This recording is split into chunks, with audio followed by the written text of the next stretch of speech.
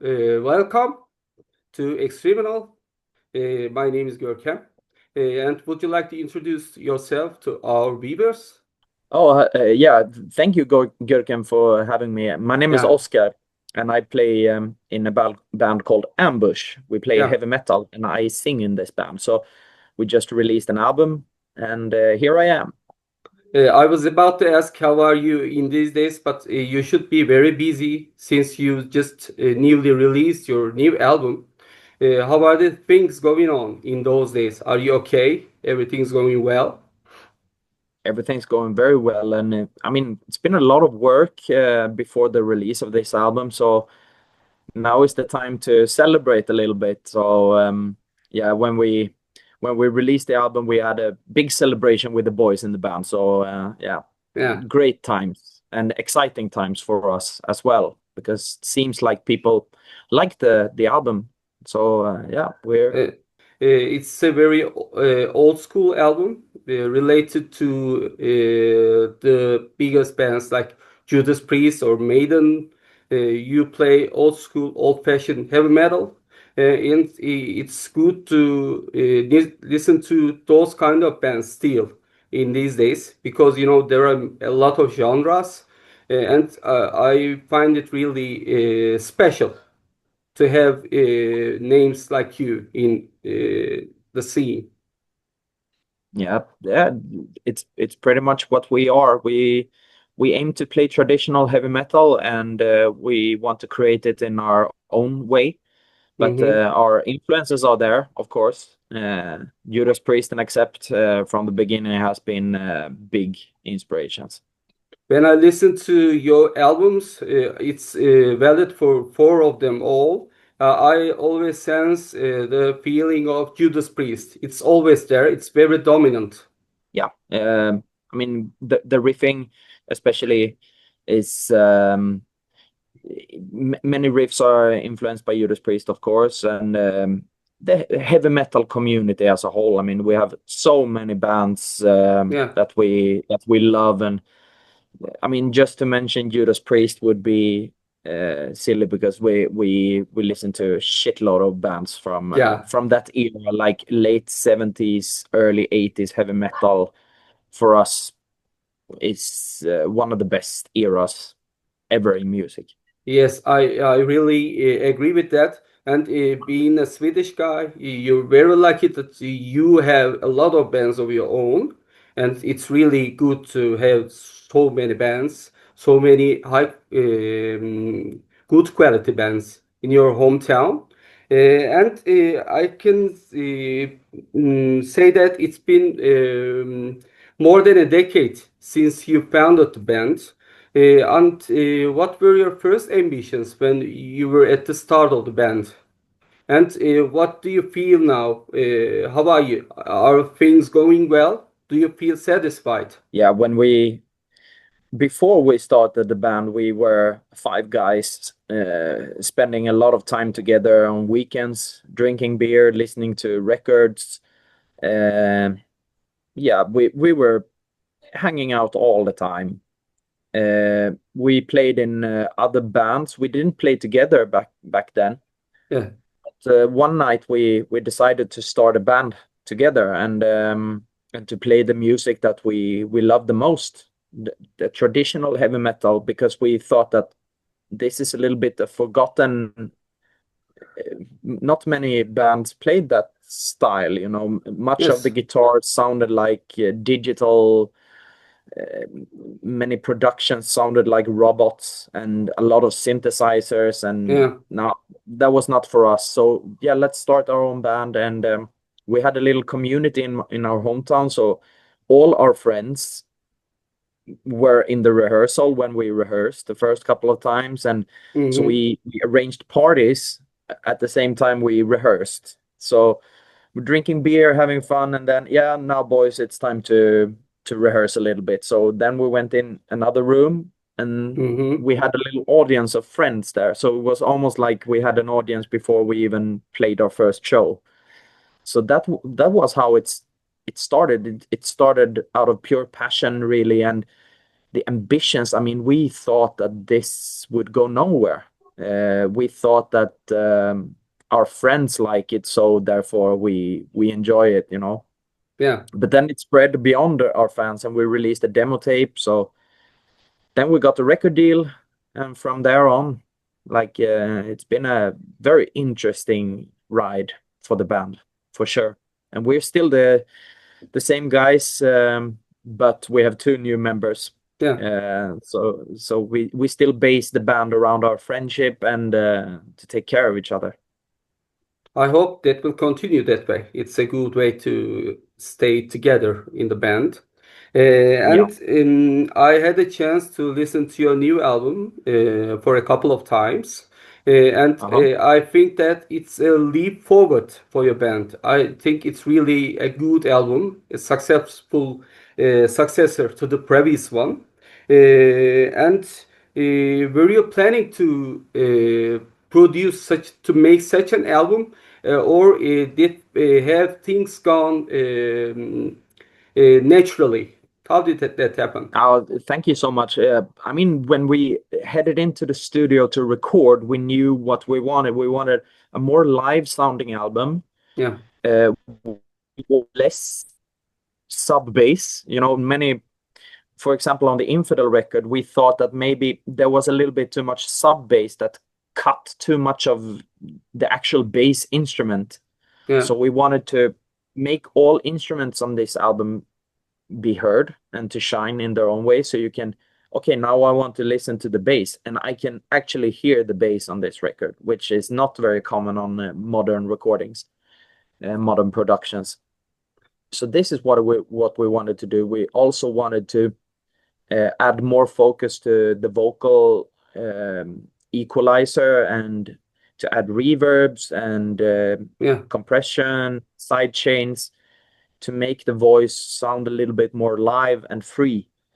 So I think this is the biggest difference, and also that all the guys wrote songs on this record, including our new members Carl and Oskar Andersson. So big creative process it was recording this. I guess you must be satisfied with the record because it's a good one. I really think so. And Oh, congratulations for that once usually again. usually I'm not satisfied with the records, but this time I think like this is the first record I can actually listen to from A to Z and actually enjoy it because I know I have so many good memories from the recording. I Yeah, have so many good memories from the songwriting, from the jamming in the rehearsal, from all the ideas that were brought by each and every band member contributed. I think this is beautiful, and I'm so proud of this record. ah, when I listened to your first record, here's more hard rockish songs, you know. But later on, the albums are much heavier. Do you feel that way too, or is it something I feel myself? Yeah, I think you're right. I mean, the first record, Firestorm, I think was more uh, childish aggression and outburst of like Yeah, straightforward. And also, we back then we wanted everything to be analog, so we recorded at a tape recorder. yeah, So we had no digital shit in the recording.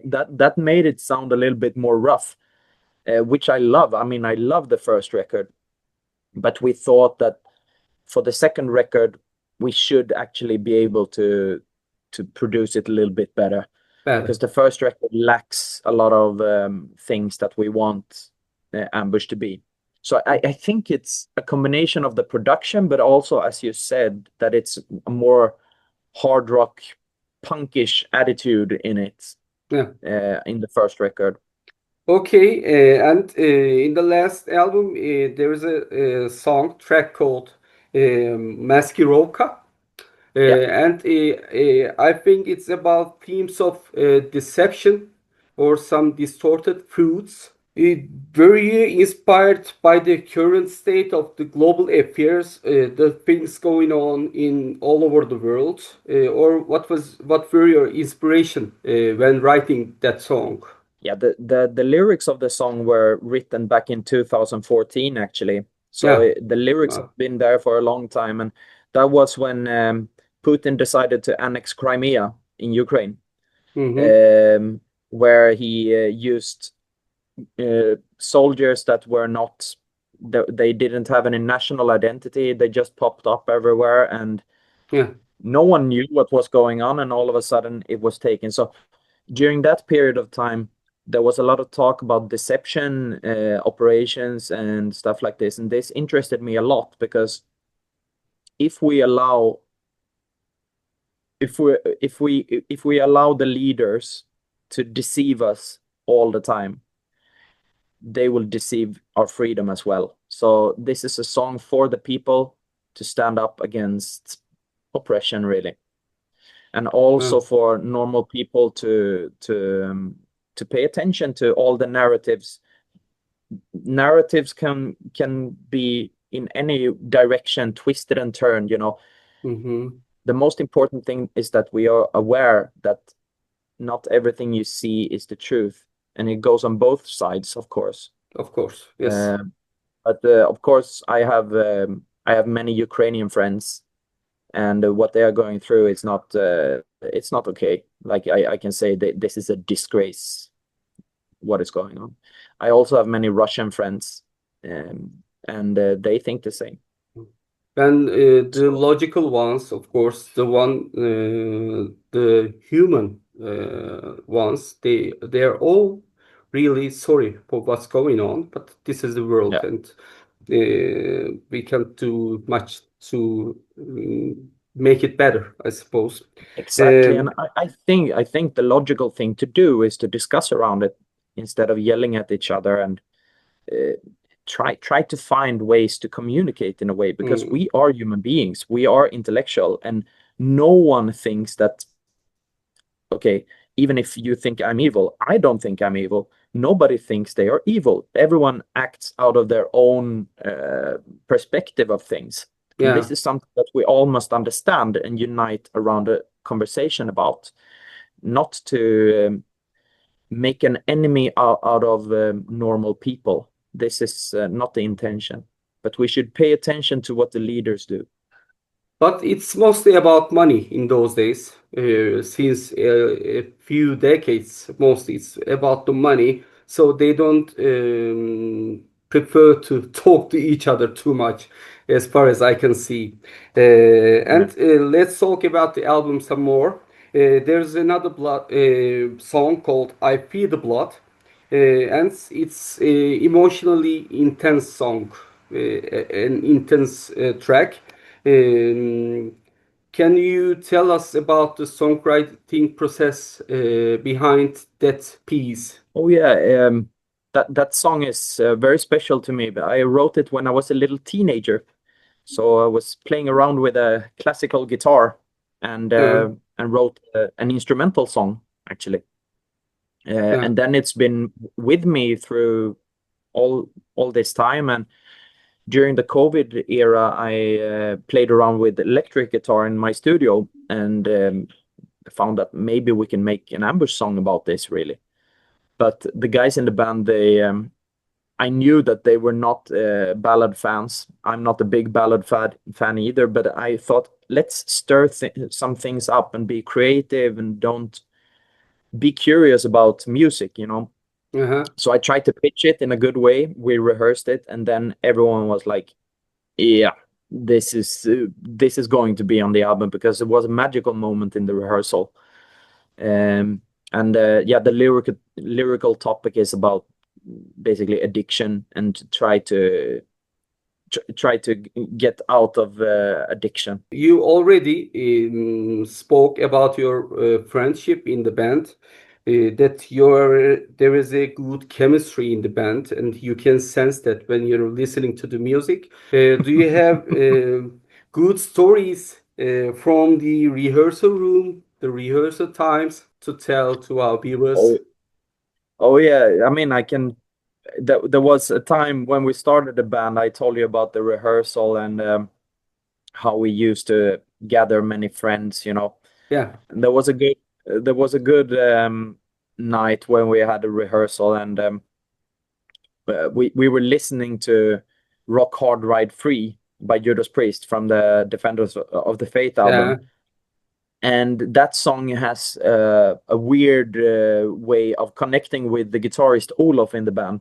So he decided to just go berserk and destroy a wall in our rehearsal yeah.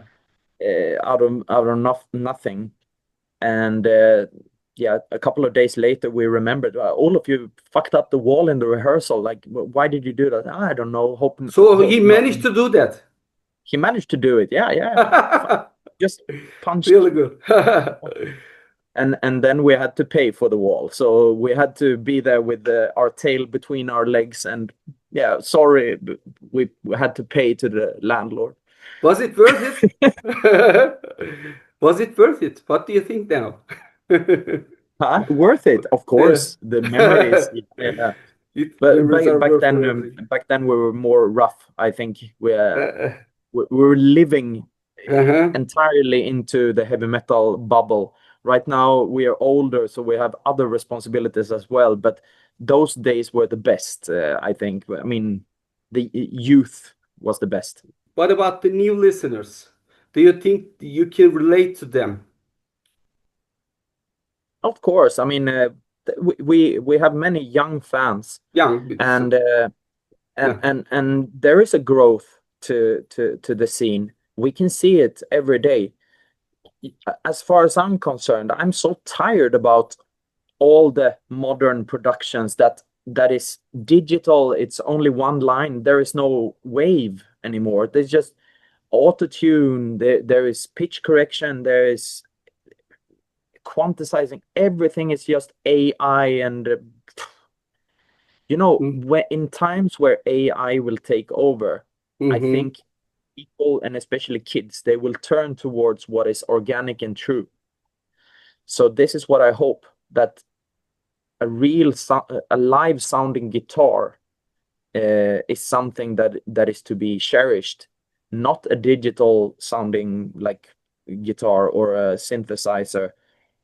I think that this is coming back, this traditional music. I would be damned if not so, because we're heading too much into a modern era of things where everything is fake, and Mm-hmm. Yes. real amp, real instruments, real vocals. This is the way to go. Absolutely. They use a lot of AI stuff in album covers. I myself don't like that either. What do you think so? What about the artwork? Oh, the artwork. We're working with a guy from Hungary called Peter Mm-hmm. Salai. Mm-hmm. Wonderful guy, talented. So I mean, when we came in contact with him, we understood that yeah, he is a little bit of a genius. So we have to be careful because we are very picky with our artwork, and he is also very picky. But Mm-hmm. I think we were picky in the right direction, both of us. So he created a beautiful art, that's for sure. And by the way, AI should be you should get use of AI for stuff that isn't art. Yeah. If you get use of AI for stuff that is art, that's pretty much death penalty for everything anyways. It's my Yeah. opinion. Yeah, I totally agree with you, but I think that the people who think like you and me, us, we won't be able to stop it. People are No, using it day by day much more.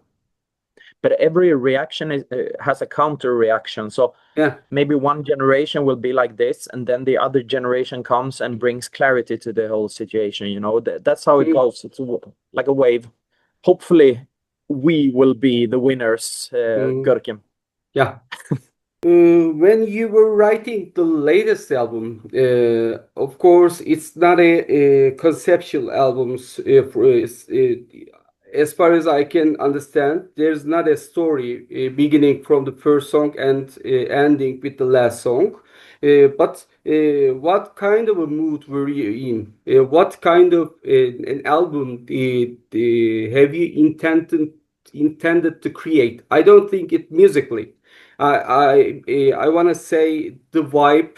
Uh, Did you like it, the shine, to make it feel the listener a little darker? yeah, What was your plans? yeah. So the plan, the intention when we decided what songs that we should record in the studio was that Mm, we wanted every song to have a little bit different emotion to it. So we want the listener to go through all the spectrum of emotions on this album. So we have aggression, we have some melancholic parts, we have like happy parts, we have there should be something in every song that has a specific emotion, and it's up to the listener really. It's not up to us to decide if the songs speak to the listener. That's what we're aiming for, and for me, I was happy recording this entire album.